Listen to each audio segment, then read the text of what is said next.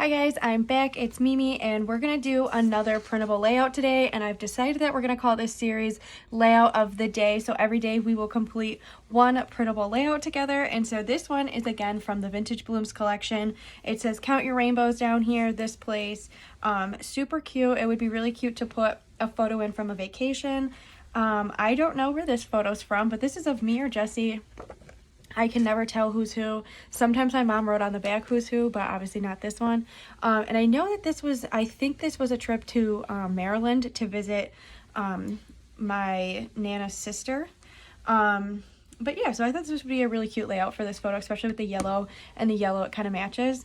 But this layout specifically, I don't have to cut anything out of. I could cut this if I wanted to, or cut the bird cage, but I don't really think it's necessary. I think it looks really good the way it is. So I'm just gonna go ahead and tape it down so that we can keep it really simple and really easy.